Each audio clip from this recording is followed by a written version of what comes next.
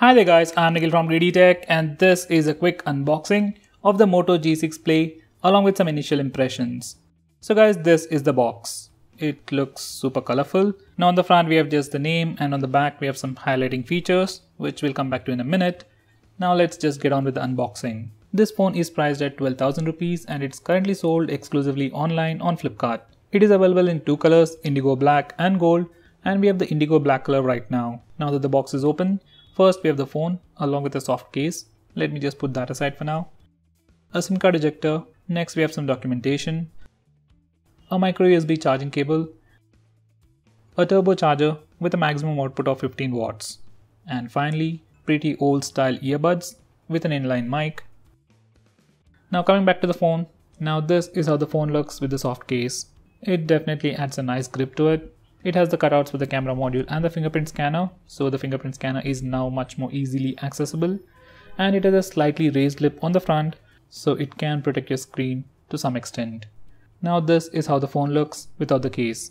It is a plastic build with a super glossy finish. And yes, it's a fingerprint magnet, but it isn't all that slippery. Now starting at the top, we have the circular camera module with a slight bump and a 13 megapixel camera with f2.2 aperture and a single LED flash.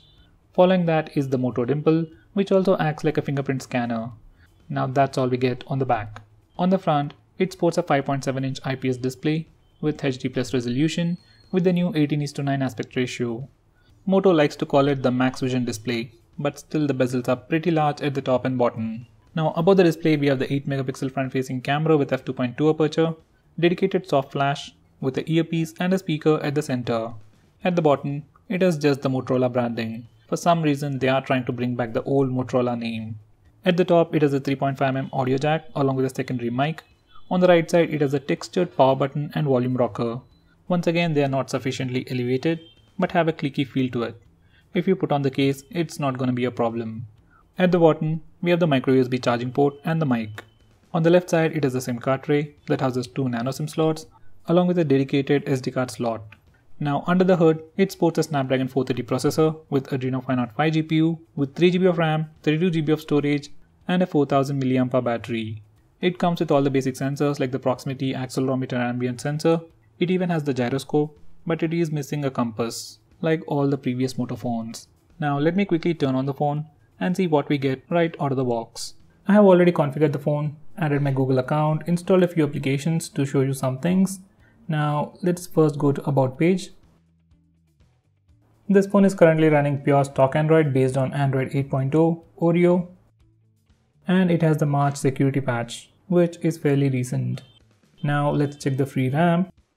First let me close all the applications. So out of the 3GB of RAM, we get about 1.7GB of free RAM, which is a lot. Now let's check the free storage. So out of that 32GB of storage, we get about 24GB for our user apps and user data. Now these are all the apps that come pre-installed. Now this is the default home launcher. I've slightly moved things around, but these are all the apps that come pre-installed. PhonePe and Facebook Lite installed automatically once I signed into my Google account. Now it doesn't have any bloatware, but it comes with some useless applications. Now Facebook Lite is arguable, but these are the things that come pre-installed or they're just lying around. So if you don't use them, simply disable them. You can go to App Info, click Disable to disable it. It just saves some space and makes your phone a little bit faster.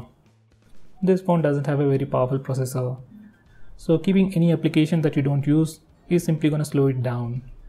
Now those were the applications. Now these are the list of sensors this phone comes with. It has the accelerometer, gyroscope, light, proximity sensor. It even has a gravity sensor. Like with all the previous Moto phones, even this phone is missing the compass. So that's a sad thing, even for a phone that costs around 12,000 rupees. It also has this Moto application which comes with these cool gestures and Moto display. By the way, this phone doesn't seem to be having an LED notification light. So you have to use the Moto display instead. And if you don't know what a Moto display is, it just lights up the screen to show you the time and notifications. Next, if you go to Moto Actions, we have all these quick gestures, like you can do a chop gesture to toggle the torch. We can also take a screenshot by simply touching the screen with 3 fingers. Just like that. Now let me do the chop gesture. So there you go, that's the torch. Next we have the twist for quick capture. That's for the camera application. So there you go, that's the camera. Now the phone is locked. Let me do that again. Now the camera application. So it is fast and it works without any issues. It has some more gestures which I'll show you in my best features video. Now going on next, this phone also has a fingerprint scanner under this. Now this is the camera interface, nothing fancy. This is the shutter button. We have a toggle for video.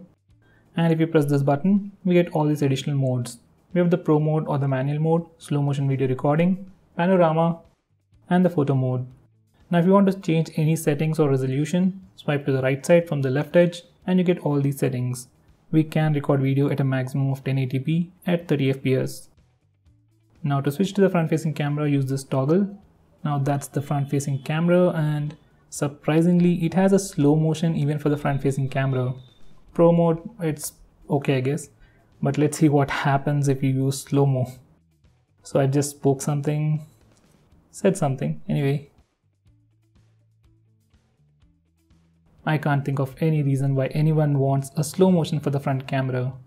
Anyway, we got it, and one interesting thing about this phone is we have auto HDR for both the front and rear cameras. Pretty common on Moto phones, but pretty unique in this price segment. Now I forgot to show you Dolby Atmos. So we have a toggle over here. These are the settings related to it, and we can tweak it according to your preference. Now coming to the speaker, this phone has a front firing speaker at the top. Let's see how loud it gets.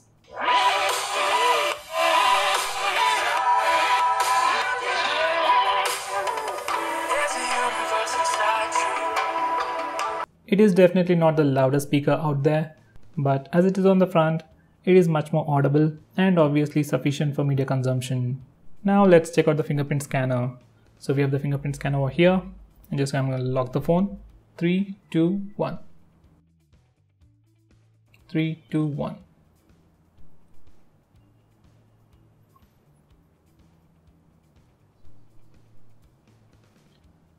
It is definitely not the fastest fingerprint scanner out there, but it's manageable.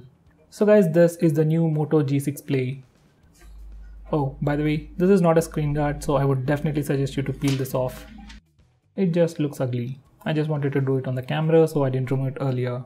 Anyway guys, this is the new Moto G6 Play. Except for the new fancy back and maybe a good software optimization along with some good cameras, there isn't anything really awesome about this phone.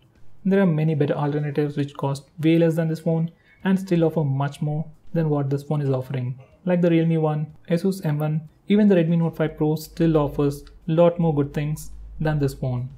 So with all that said, what do you think about this phone? Do you like it? Do you want to buy this phone? Or other phones like the Realme 1, Redmi phones and the latest Redmi Y series phones that's going to be launched today? Do let me know by commenting below this video. For some random reason, if you're planning to buy this phone, please use the link in the description. It really helps the channel. If you want us to make any specific video on this phone or any other phone out there, tweet out to us with the hashtag #GreedyTech on Twitter and we will try to make it as soon as possible. I am Nikhil from GreedyTech signing off. Have a nice day.